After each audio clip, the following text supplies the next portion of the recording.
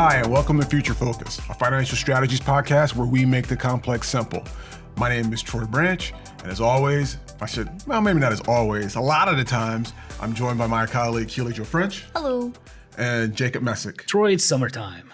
I can see you think it's summertime. Yes, you gonna join me next episode? I don't know if I'll do that next episode, but we'll see. All right, well, we got all summer to get you wearing shirts like this. How about you? Are you in? Don't bring me up into this. Nothing? I mean, if you're going to wear it, I will, because I don't want to be left out, but... All right, well, maybe, I tell you what, next episode will your best Hawaiian shirt. All right, lock it in. Today we're going to talk about retirement readiness. And I know in the listener episode, we spent a lot of time, but full disclosure, this sort of concept came from Jacob and I had the opportunity to do a retirement readiness kind of talk or whatever you want to call it internally within the company. And we had a bunch of fun, lots of questions, a lot of ideas, and we figured this is a podcast, right? So this is what this is what today's episode is going to be about, all things retirement readiness. And I should probably say two things. One, retirement readiness, financial planning. We're going to talk financial planning, and retirement planning is kind of like built into financial planning. So just kind of keep that in mind. And then as always, we want to make sure that that everyone knows that what we talk about here is for education purposes only. We're not giving a specific recommendation, but we are here to educate folks and have as much fun as we can along the way. Everybody good? I like it. Bueno. All right, so we're going to go ahead and dive in. I'm going to ask you, I'm going to ask you a series of questions, and we're going to sort of dive into what the title is, retirement readiness, but financial planning essentially. Okay, so here's a first question. What does financial planning look like? I probably should caveat it. Like, I understand, like you heard me say, retirement readiness, retirement planning. What does financial planning look like, and sort of build in retirement planning if you can? You go ahead, Mr. CFP. Do you want to go first? No. All right, so after you.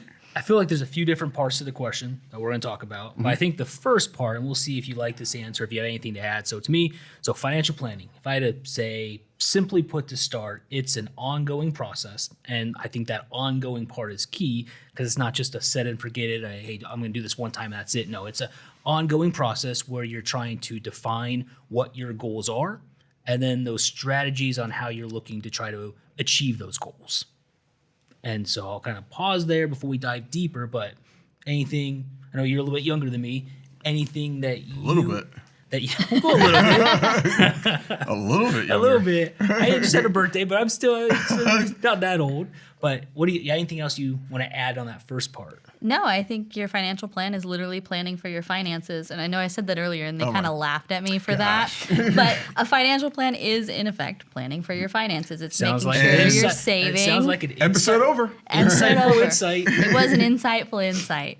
No, I mean, it's just planning for you and how you spend your money, making sure that you are budgeting, having enough money set aside for those emergencies, making sure that you're saving for retirement, and having a plan put in place. So for someone your age, but no, seriously though, because we're the where I think it's when we have these conversations, all of our conversations are sort of the undercurrent is we're three distinct eras of age, right? Like, and so that I think, do you think, like you have the advantage of hearing us talk about it and us having discussions.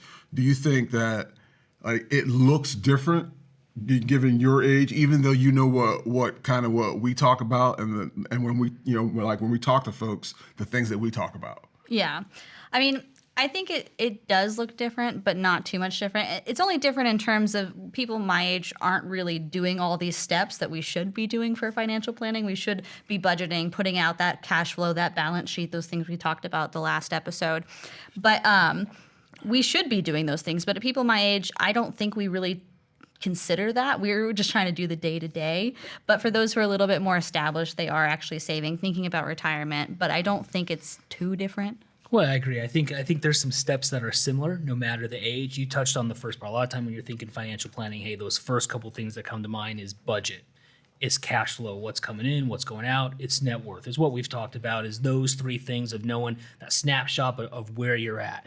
And then, the whole idea of, hey, I need, setting goals. So I think setting goals, no matter the age group, is important, whether they're short, midterm, long-term goals. Short is goals with, less than a year, midterm goals, 1 to 5 years, and then long-term goals that are 5 years and above.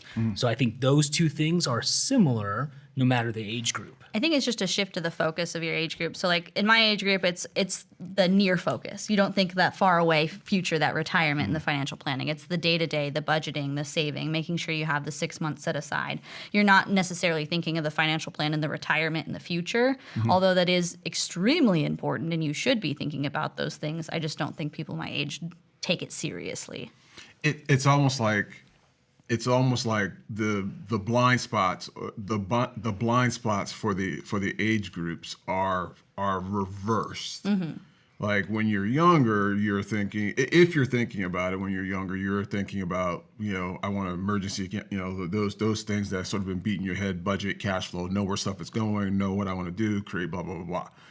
Your blind spot there is thinking long term, and the argument can be made that when you've stepped through it and you're thinking long term, save, that you may have a blind spot for those things that come up, like a refrigerator might break, or you need new tires, or something even more, I won't say catastrophic, but something happens that I don't have that short to intermediate term stuff taken care of, or I haven't planned for it as well. Would you guys like when I describe those situations? What do you guys think about that?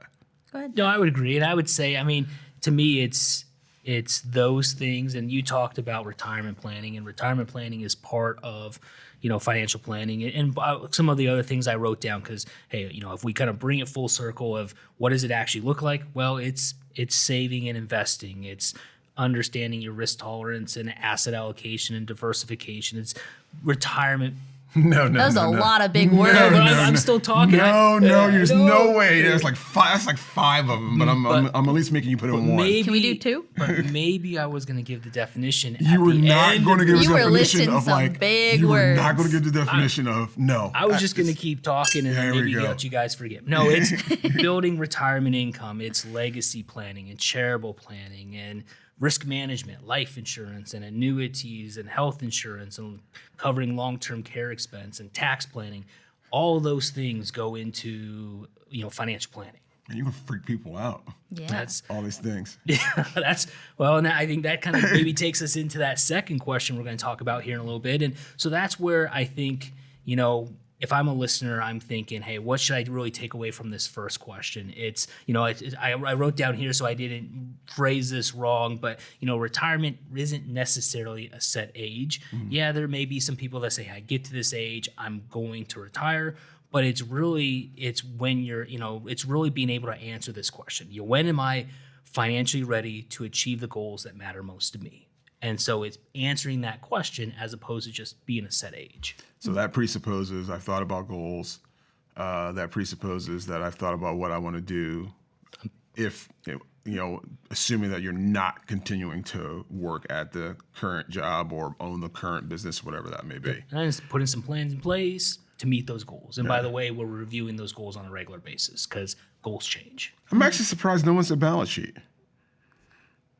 Well, we kind of referenced net worth and budget and cash flow early on. It kind of goes with them. Yeah. Well, I know it goes with them. That's my jam. Like you want to we can blow this video up, and I go way over time. But all those things. So so that's what financial planning looks like in theory, right? Yeah. All the things, and I said you're gonna freak people out. And we know it's varies person to person. That's why personal finance personal, and this is just education, and maybe it's only some components for some and more for others, because it's going to vary based on your personal situation. But a lot of times those are the topics and questions related to those topics that might be involved with financial planning. All right, so let's take this from from theory to more practical. And we're going to do that by asking, when does it actually make sense to work with a financial professional? So now we've talked about all these things and it's all this stuff. So Troy, Jacob, Keely Joe, I want to get down to the nitty gritty. Like, when does it make sense, if it makes sense, to work with a financial professional? I think it really depends on what you're doing. Like if you're doing something simple that you actually understand, and I use understand very loosely, as long as you have a good grasp of what that topic is, you can absolutely do it yourself. But when things get a little complex, the stakes get a little bit higher. It's a lot cheaper for you to hire a financial professional like a CPA or an attorney to come in and help you with these things than it is for you to actually turn around and pay the expense of it messing up later. So I think it's a really good idea to always engage a financial professional if you're doing something at higher stakes, but that doesn't mean that you shouldn't talk to one in the lower stakes area. So you should possibly talk to one when it comes to, I wouldn't say budgeting. Budgeting wouldn't be a good one, but you could talk to a financial professional for budgeting. But if you have something specific that you're trying to accomplish, I don't ever think it's a bad thing to get someone involved.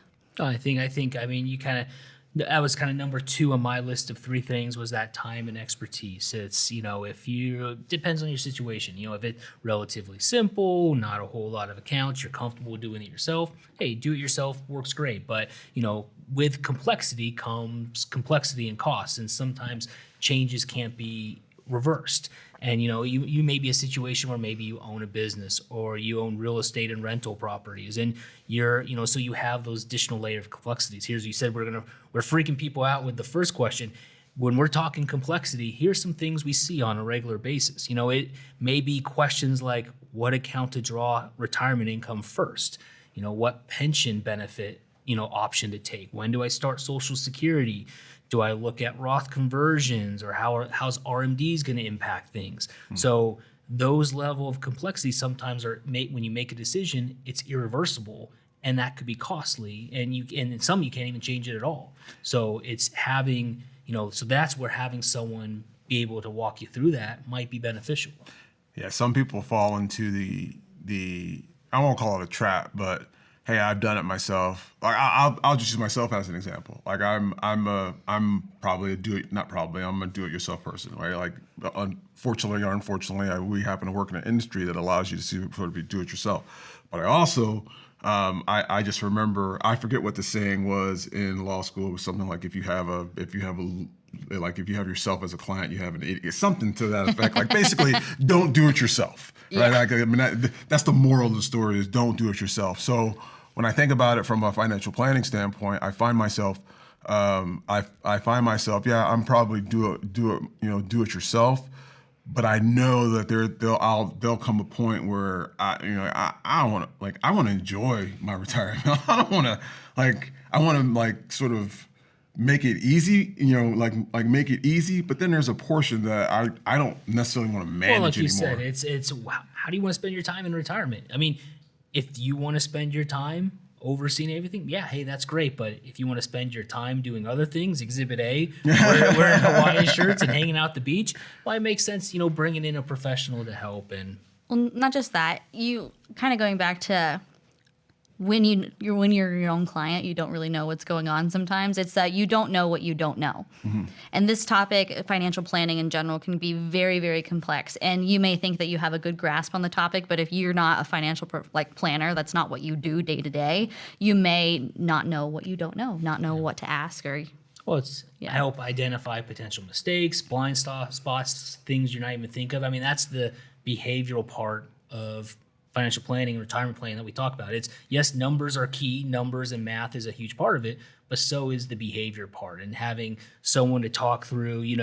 I like questions to answer questions. So, it's having someone help you talk through questions that might keep you up at night. Like, when can I actually stop working? What mistakes could derail my retirement? Mm-hmm. And, what am I not even thinking about? So what am I missing? That's the one that I because I like to think I'm thinking through things sort of meticulously, and you have access to this world, financial professional, financial planning, whatever it may be, retirement planning, but there's this nagging thing: what am I missing? What am I missing? What am I missing? And that's just that's where working with a financial professional sort of helps, even if you have a level of expertise. And that's a place where you can go get specific recommendations, not here in this podcast. This is just to get you thinking. Get you thinking those questions. That thinking on those questions early can help you then strategize to then, hey, if I need to do something more, reallocate.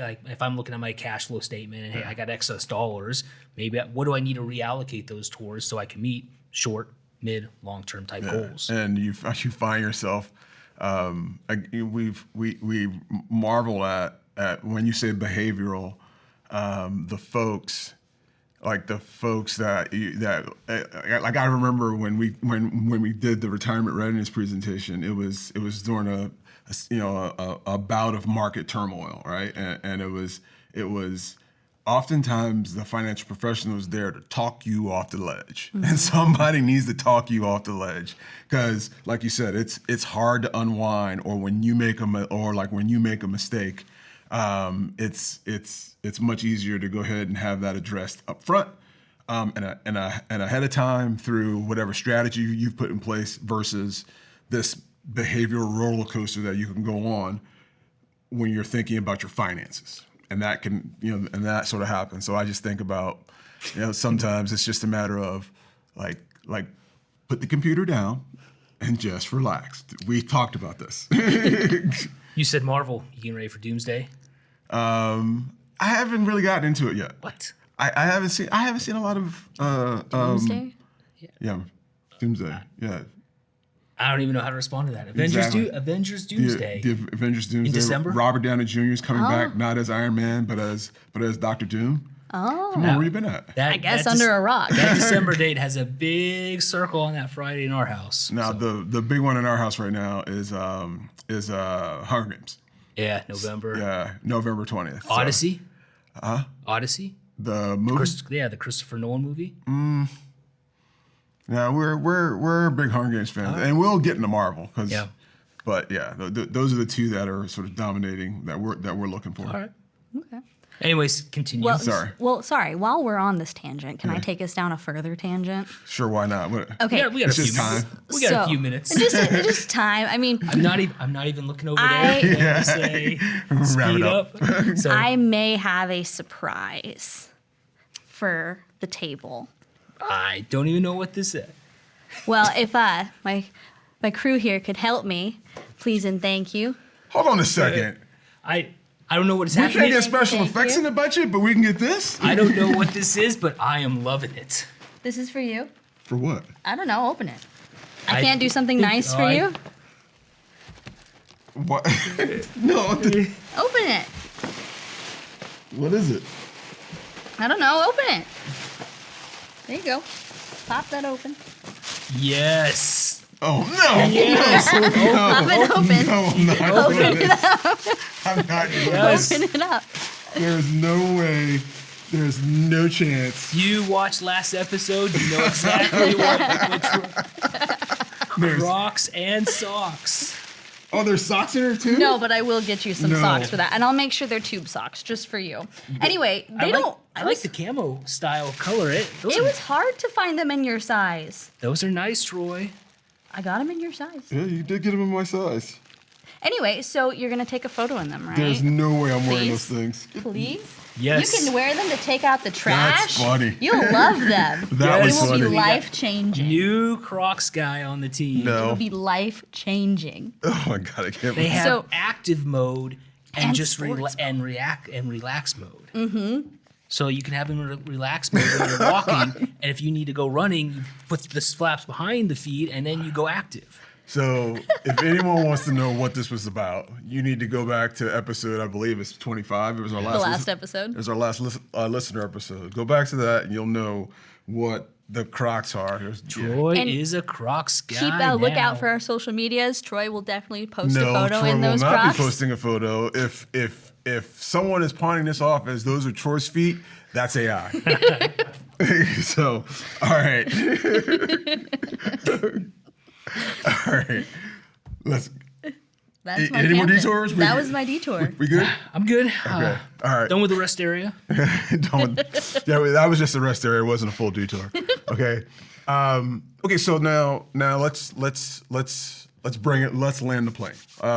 So once there's a plan in place, the next question is, and this is where sort of conversations get dominated, right? Is what tools are in play for retirement planning slash, I shouldn't say slash, for retirement planning specifically, but just generally retirement, financial planning. Sorry.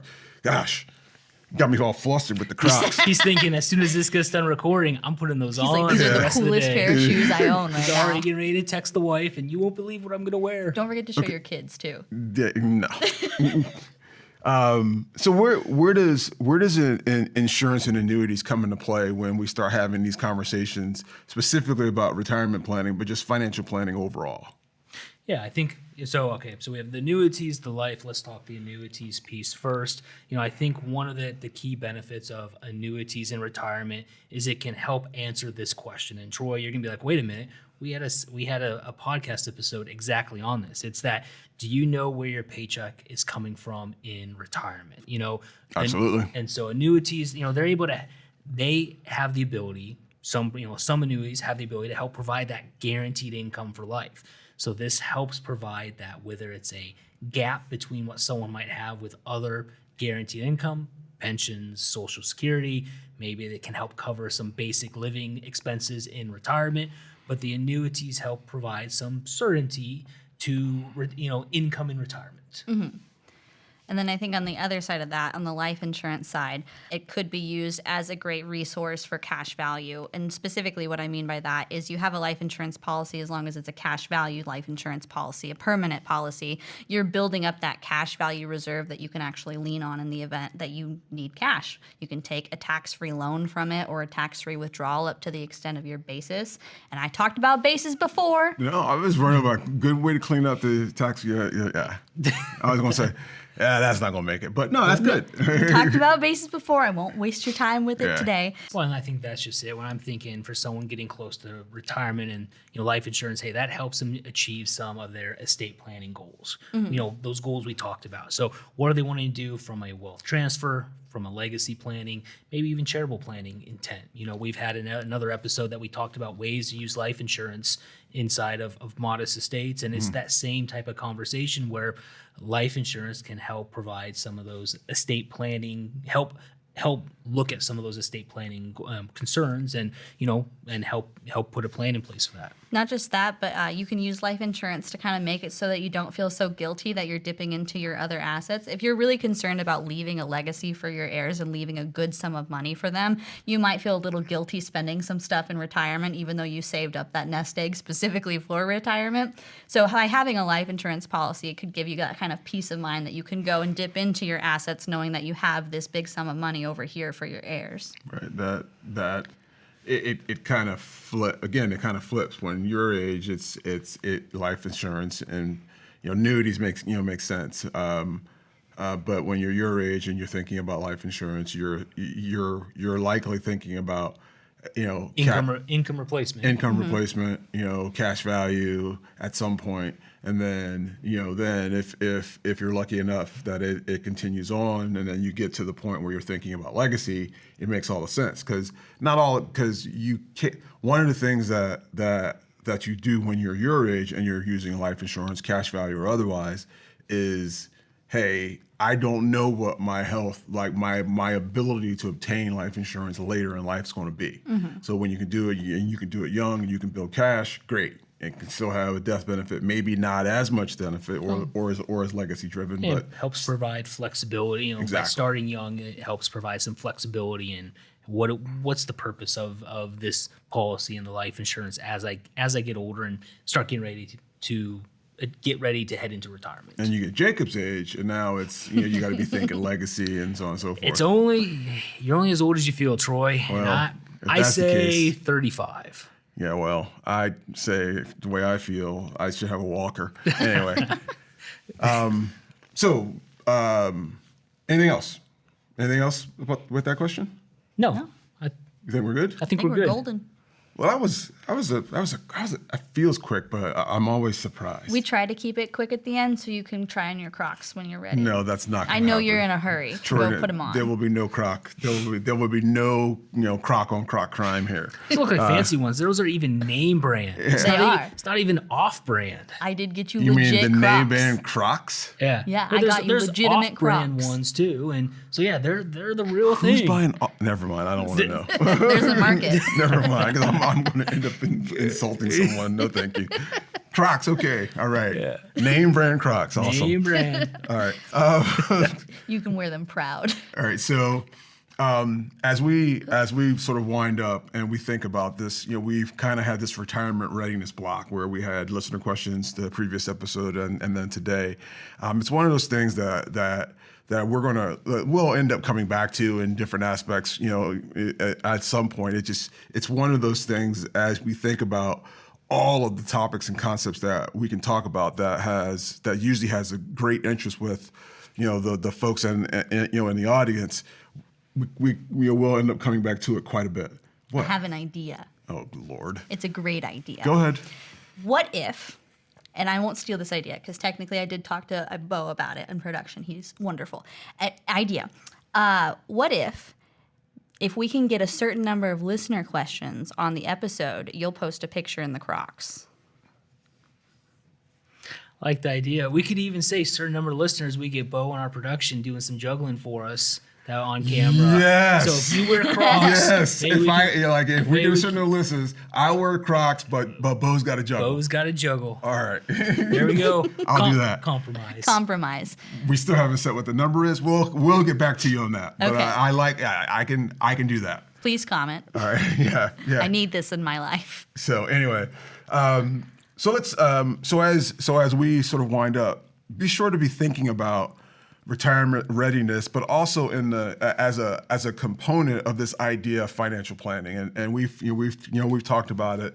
I said this in a different conversation with a group of our associates here. We shouldn't there shouldn't be sort of any, I don't know, call it financial shame or apprehension to have these discussions and to start on this journey of budgeting and cash flow and balance sheet and all the things that we talk about, and gaining information and understanding so I can make my life a little bit easier. And that's at the end of the day, that's what we're trying to do, and that's what most people are just trying to do, make my life a little bit easier and not have to feel sort of anything around it other than I want to get educated and I want to learn more about it. So just kind of take that away with you when we think retirement readiness, retirement planning, and generally financial planning. So that's it. So first of all, I want to thank everyone for your time and attention with Future Focus. Be sure to like and subscribe and comment down below. And with your comments, if you have questions for us, we would love to include them in our next listener episode, which will be episode 30. That'll be our fourth listener episode, but it'll actually be episode 30. And I guess we decided that a certain number of questions, we don't know what that number is yet, but a certain number of questions will garner a picture of Troy in Crocs, and I'm guessing tube socks, because Yes. if in for a penny, in for a pound. But then also, people don't know this, but our producer Bo will juggle on camera, and so I'm not looking forward to the Crocs, but I am looking forward to seeing Bo juggle. And so, which is really, really good. So it was one of those things that I'm like, hey, you can do that, and we don't know about this. We have to film it. So anyway, I digress. So be sure to like and subscribe. And, submit your questions down below and in the comments. If you want to see me or see me in Crocs or Bo juggle. Thank you for your time and attention, and we'll look forward to seeing you at the next Future Focus. Have a great day.